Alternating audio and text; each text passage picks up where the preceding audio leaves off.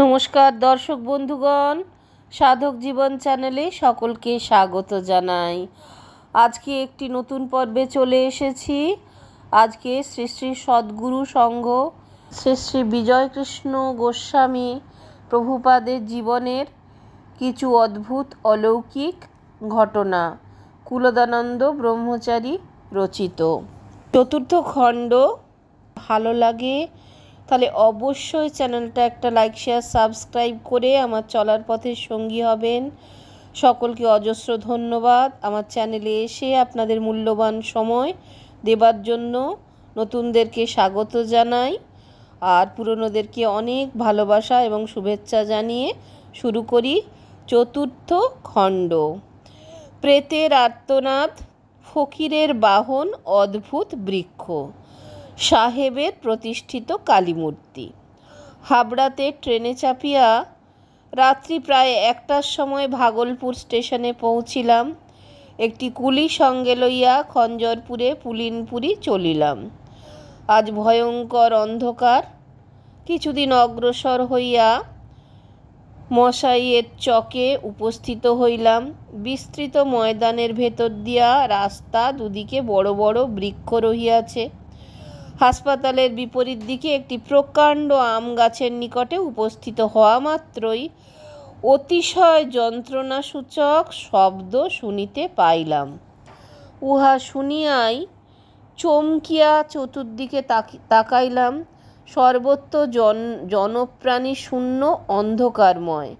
শব্দটি আমার 10-12 হাত অন্তর গাছের ওপর হতে আসতে লাগলো, যেন উৎকট ব্যাধিগ্রস্ত কোনো মুমূর্ষু রোগী গোঁ গোঁ করিতেছে। সময় সময় গোঁ গোঁ শব্দ স্পষ্ট হইতেছে। সঙ্গী কুলি উহা শুনিয়াই ঊর্ধ্বশ্বাসে দৌড় মারিল। আমি নাম করিতে করিতে স্বাভাবিক গতিতেই চলিলাম। শব্দটি আমার পশ্চাৎ পশ্চাৎ প্রায় 2 মিনিট রাস্তা আসিয়া অকস্মাৎ বন্ধ হইয়া গেল। মুটে আমাকে বলিল, বাবা, এসব গাছে একসময় বহু লোকের ফাঁসি হইয়াছিল। এ স্থান অতি ভয়ঙ্কর। এই গাছের নিচে চলিবার সময় ওই প্রকার শব্দ অনেকবার শুনিয়াছি। আমার মনে হইল হাসপাতালের কোনো রোগী মৃত্যুর পরে বৃক্ষে আশ্রয় লইয়া থাকিবে। এই প্রকার সুস্পষ্ট প্রেতের আর্তনাদ ইতিপূর্বে আর কখনো শুনি নাই। ভাগলপুর পৌঁছিয়া মহাবিষ্ণুবাবুর সঙ্গে বড়ই আনন্দে কাটাইলাম। একদিন তাহার সঙ্গে মেলা দেখিতে কর্ণগড়ে গেলাম। সেই কর্ণগড়ই নাকি কলিঙ্গাধিপতি দাতাকর্ণের রাজধানী ছিল। বহু বিস্তৃত উচ্চভূমি পরিখা দ্বারা বেষ্টিত। স্থানটি দেখিয়া প্রাণ যেন উদাস হইয়া গেল। কিছুক্ষণ ওখানে বসিয়া রহিলাম। পরে সরকারি বাগানে গেলাম। বাগানে একটি পুরনো প্রকাণ্ড বৃক্ষ দেখিলাম। বৃক্ষটির নাম কেহ জানে না। আশ্চর্যের বিষয় এই যে উহার একটি সরু ডাল ধরিয়া ঝাঁকি দিলে ঝড়ের মতো সমস্ত গাছটি নড়িয়া ওঠে। জনশ্রুতি, কোনো প্রসিদ্ধ সিদ্ধ ফকির পাহাড় হইতে ওই বৃক্ষে চড়িয়া ওই স্থানে আসিয়াছিলেন। সেই হইতেই ওই বৃক্ষ এখানে আছে।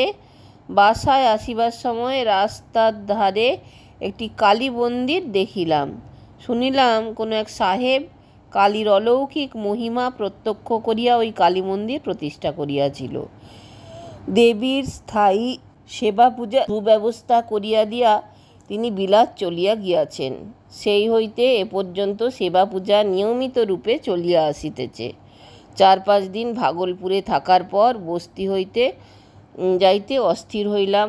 দাদা ইচ্ছা করুন আর নাই করুন, ঠাকুরের আদেশ রক্ষার্থে আমাকে বস্তি যাইতেই হইবে।